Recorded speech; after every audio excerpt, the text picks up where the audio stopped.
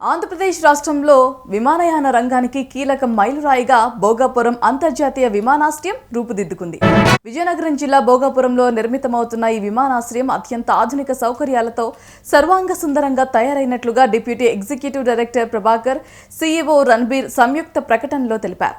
ఈ విమానాశ్రయం రాష్ట్ర అభివృద్ధికి కొత్త ఊపునిస్తుందని వారు పేర్కొన్నారు. భోగాపురం అంతర్జాతీయ విమానాశ్రయంలో తొలి బిజినెస్ ఫ్లయింగ్ ఇవాళ ఉదయం 10:15 ల్యాండ్ కానుంది.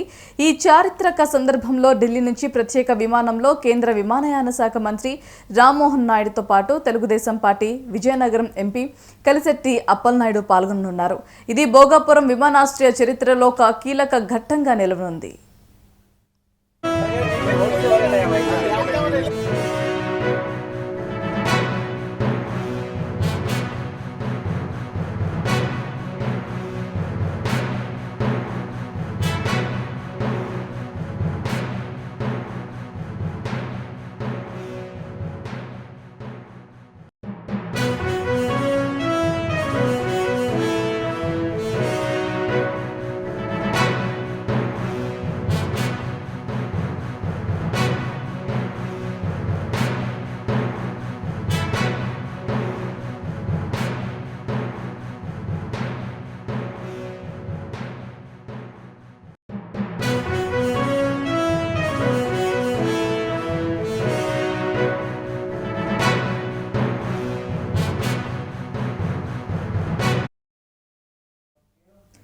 భోగాపురం విమానాశ్రయంలో ఒకేసారి 300 విమానాలు దిగే సదుపాయాలు కల్పించారు.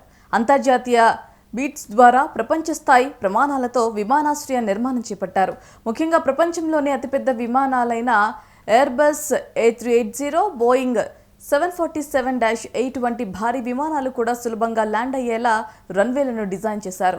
తొలి దశలోనే ప్రతి ఏడాది 60 లక్షల మంది ప్రయాణికులు ప్రయాణించగలిగే సామర్థ్యం ఉన్న టెర్మినల్ను నిర్మించనున్నారు. ఇది విశాఖపట్నం, విజయనగరం, శ్రీకాకుళం జిల్లాల ప్రజలకు ఉపయోగపడనుంది. భవిష్యత్తులో ప్రయాణికుల సంఖ్య పెరిగే అవకాశాలున్న దృష్టిలో ఉంచుకొని విస్తరణకు కూడా ప్రణాళికలు సిద్ధంగా ఉన్నాయి.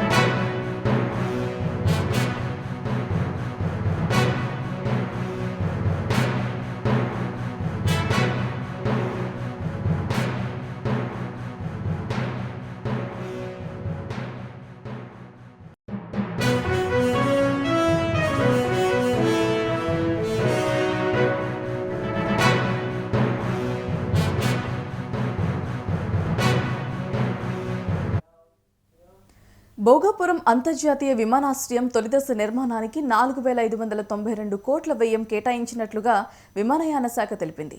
భోగాపురం నుంచి విశాఖపట్నం చేరుకోవటానికి 3 ప్రధాన రహదారి మార్గాలు సిద్ధం చేయడం వల్ల ప్రయాణికులకు రాకపోకలు మరింత సులభం కానున్నాయి.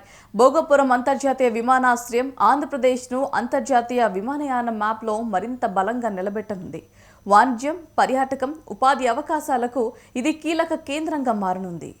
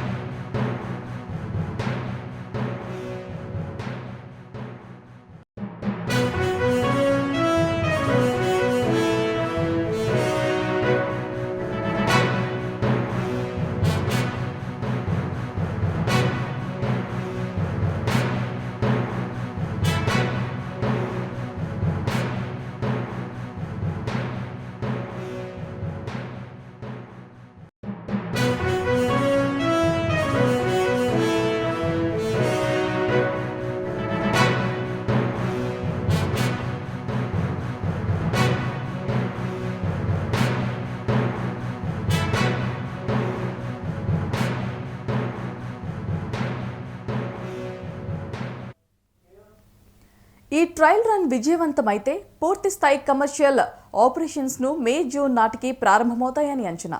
మొదటి షెడ్యూల్ డిసెంబర్ 2026 అయినప్పటికీ కూడా ప్రస్తుత ప్రభుత్వం పనులను వేగవంతం చేయడంతో 6 నెలలు ముందుగానే అందుబాటులోకి వస్తోంది.